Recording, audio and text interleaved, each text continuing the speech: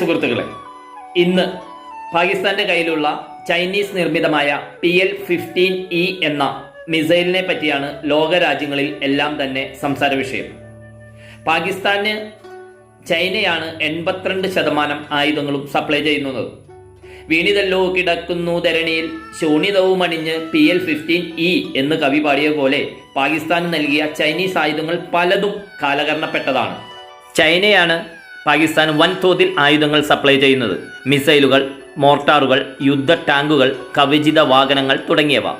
ഇതിൽ ചൈനയുടെ സ്വകാര്യ അഹങ്കാരമായിരുന്ന PL-15 മിസൈൽ, ഇതിൻ്റെ ഏറ്റവും ലേറ്റസ്റ്റ് വെർഷൻ PL-15E, അതാണ് അവർ മറ്റു രാജ്യങ്ങൾക്ക് വിൽപ്പന നടത്തുന്നത്. ഈ മിസൈലുകൾ എയർ ടു എയർ മിസൈലാണ്. PL-15E എന്ന ചൈനയുടെ ഈ മിസൈലാണ് പാകിസ്ഥാൻ ഇന്ത്യയിലേക്ക് അയച്ചത്. അത് നമുക്ക് ഒന്നും സംഭവിക്കാതെ ലക്ഷ്യസ്ഥാനം തെറ്റി പഞ്ചാബിലെ ഒരു പാടത്ത് നിന്ന് വീണുകിട്ടി. അതുപോലെ പാകിസ്ഥാൻ തൊടുത്തുവിട്ട PL-15E എന്ന മിസൈലുകളെ നമ്മുടെ എയർ ഡിഫൻസ് സിസ്റ്റം ആകാശത്ത് വെച്ച് തന്നെ തകർത്തു കളഞ്ഞു. നമുക്ക് പൊട്ടാതെ ലക്ഷ്യസ്ഥാനം തെറ്റി കിട്ടിയ PL-15E ഇപ്പോൾ ഇന്ത്യൻ എയർഫോഴ്സിൻ്റെ കസ്റ്റഡിയിലാണ്.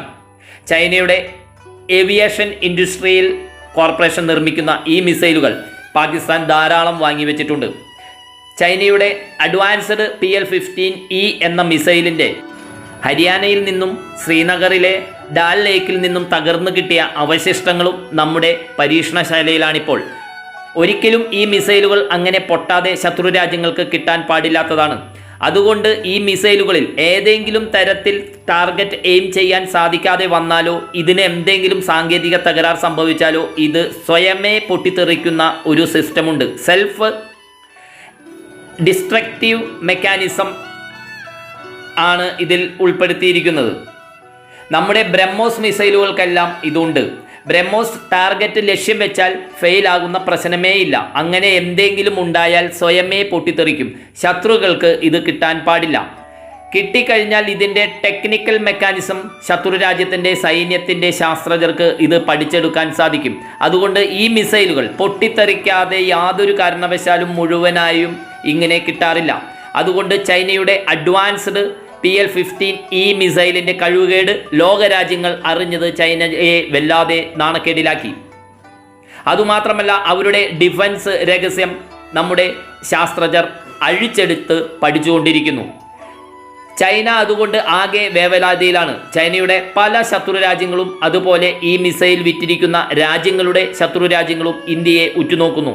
കൂടാതെ അമേരിക്ക, കാനഡ, ഫ്രാൻസ് തുടങ്ങിയ രാജ്യങ്ങളിലെ ശാസ്ത്രജ്ഞർക്ക് ഇത് പരിശോധിക്കാൻ അനുവദിക്കണമെന്ന് ഇന്ത്യയോട് ആവശ്യപ്പെട്ടിട്ടുണ്ട്. ഈ ആവശ്യം ഇന്ത്യ അംഗീകരിക്കുമോ എന്നറിയില്ല. അതുപോലെ ചൈനീസ് J-10 പോർ വിമാനങ്ങൾ ഇന്ത്യയുടെ ഫ്രഞ്ച് നിർമ്മിതമായ റാഫേൽ വിമാനങ്ങളെ വെടിവെച്ച് വീഴ്ത്താൻ ശ്രമിച്ചു. അതും പരാജയപ്പെട്ടു. ചൈനയുടെ JF-17 ഫൈറ്റർ യുദ്ധവിമാനങ്ങളും ഇന്ത്യൻ സേന വെടിവെച്ചിട്ടു. ഇന്ത്യ തദ്ദേശീയമായി വികസിപ്പിച്ച ഹാൾ തേജസ് വിമാനങ്ങളാണ് ചൈനീസ് JF-17 പോർ വിമാനങ്ങളെ തകർത്തത്. അതുപോലെ പാകിസ്ഥാൻ്റെ ഫത്തേ മിസൈലുകൾ ഇതും പരാജയമായിരുന്നു. ഇത് ചൈനയുടെ വേഷ്യസ് 2 MLRSമായി താരതമ്യം ചെയ്യുന്നു. ഇതും ചൈനയുടെ സഹായത്തോടെ പാകിസ്ഥാനിൽ നിർമ്മിക്കുന്നതാണ്. ഇതിന് ടാർഗറ്റ് ഫിക്സ് ചെയ്താൽ ആ ലക്ഷ്യസ്ഥാനം പിന്നീട് മാറ്റാൻ സാധിക്കില്ല. അതിനാൽ high altitude detection and response ആയുള്ള രാജ്യങ്ങൾ എളുപ്പത്തിൽ ഈ മിസൈലിനെ ന്യൂട്രലൈസ് ചെയ്യുന്നു. അമേരിക്കയുടെ F-22, F-35 എന്ന ഫൈറ്റർ ജെറ്റിന് എതിരാളിയായി 5ാം തലമുറയിൽപ്പെട്ട J-20 സ്റ്റെൽത്ത് ഫൈറ്റർ ചൈന വികസിപ്പിക്കുന്നു. ഇതിൻ്റെ കാര്യശേഷിയും കണ്ടറിയണം. ചില റിപ്പോർട്ടുകൾ പ്രകാരം ചൈന നിർമ്മിക്കുന്ന ആയുധങ്ങൾ വേണ്ടത്ര ക്വാളിറ്റി ടെസ്റ്റിംഗ് നടത്താറില്ല. ഇത് യുദ്ധത്തിൽ ഉപയോഗിക്കുമ്പോൾ പാകിസ്ഥാന് പറ്റിയ പോലെ പരാജയപ്പെടും. ചൈനയുടെ യുദ്ധോപകരണങ്ങളിലെ ടെക്നോളജിയിലെ പാതി വഴിയിലുള്ള വികസനം ആയതിനാൽ യൂറോപ്യൻ രാജ്യങ്ങളിലെ ആയുധങ്ങൾ പോലെ നിലനിൽപ്പും കാര്യക്ഷമതയും കുറവാണ്. ചൈന നിരീക്ഷണങ്ങളില്ലാതെ യുദ്ധോപകരണങ്ങൾ മാസ് പ്രൊഡക്ഷൻ നടത്തുന്നു. ചൈനീസ് ആയുധങ്ങൾ വാങ്ങിയ രാജ്യങ്ങൾ സിറിയ, മ്യാൻമാർ, ഇറാൻ, ആഫ്രിക്കൻ രാജ്യങ്ങൾ അവരെല്ലാം ഇപ്പോൾ ആശങ്കയിലാണ്. ഇതോടെ പാകിസ്ഥാന് ചൈന നൽകിയ ആയുധങ്ങളിൽ ഭൂരിഭാഗവും കാലഹരണപ്പെട്ടതാണെന്ന വാദം ഉയരുകയാണ്. ഇക്കാര്യം ലോക മാധ്യമങ്ങളിൽ ഇന്ന് ചൂടൻ ചർച്ചാ വിഷയമാണ്. ഈ ഇസ്രായേൽ ഇറാൻ യുദ്ധ സാഹചര്യത്തിൽ ഈ ചർച്ചയിൽ മുഖം നഷ്ടപ്പെടുന്നത് പാകിസ്ഥാന് മാത്രമല്ല, ചൈനയ്ക്ക് കൂടിയാണ്. കാരണം 2025 തായ്വാനെ പിടിച്ചെടുത്ത് ചൈനയുമായി ചേർക്കുമെന്ന് പ്രഖ്യാപിച്ചിരിക്കുകയാണ് ചൈനീസ് പ്രസിഡന്റ് ഷീ ജിൻപിങ്.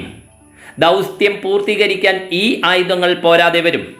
ഇന്ത്യയുടെ മിസൈലുകളുടെ അടിയേറ്റ് വീണുകിടക്കുന്ന ചൈനീസ് നിർമ്മിത പാകിസ്ഥാൻ തൊടുത്തുവിട്ട PL-15E എന്ന മിസൈലിൻ്റെ ഫോട്ടോ സമൂഹ മാധ്യമങ്ങളിൽ വൈറലാണ്. ഇന്ത്യൻ സേനയും ഇത് മാധ്യമങ്ങളിൽ പങ്കുവച്ചു. അതുപോലെ ചൈന നിർമ്മിച്ച ഡ്രോണുകളും നമ്മുടെ DRDO നിർമ്മിച്ച ഡ്രോൺ വിരുദ്ധ സംവിധാനം അടിച്ചിട്ടിട്ടുണ്ട്. 3.5 മണിക്കൂർ കൊണ്ട് പാകിസ്ഥാൻ അയച്ച 400 മുതൽ 500 വരെ ഡ്രോണുകളെയാണ് ഇന്ത്യൻ വ്യോമ പ്രതിരോധ സംവിധാനങ്ങൾ തകർത്തത്. ഇതും ചൈനീസ് നിർമ്മിത ഡ്രോണുകളുടെ ദൗർബല്യമാണ് ചൂണ്ടിക്കാണിക്കുന്നത്. ചൈനീസ് നിർമ്മിത പാകിസ്ഥാൻ വ്യോമ പ്രതിരോധ സംവിധാനം ജാം ചെയ്യുന്നതിലും ഇന്ത്യ വിജയിച്ചു. ഇതുമൂലം ഇന്ത്യൻ ഡ്രോണുകളും മിസൈലും പാകിസ്ഥാനെ അക്ഷരാർത്ഥത്തിൽ കത്തിച്ചു. ഇന്ത്യൻ പ്രതിരോധ ആവശ്യങ്ങൾക്ക് തദ്ദേശീയമായി നിർമ്മിക്കുന്ന ആയുധങ്ങൾ ഉന്നത ഗുണനിലവാരത്തിന് മുൻതൂക്കം കൊടുക്കുന്നു.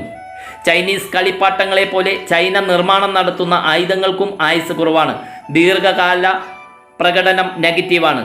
ഈ ആയുധങ്ങളാണ് ഇപ്പോൾ ഇറാനിലേക്ക് കപ്പൽ കണക്കിന് ചൈന കയറ്റി അയക്കുന്നത്.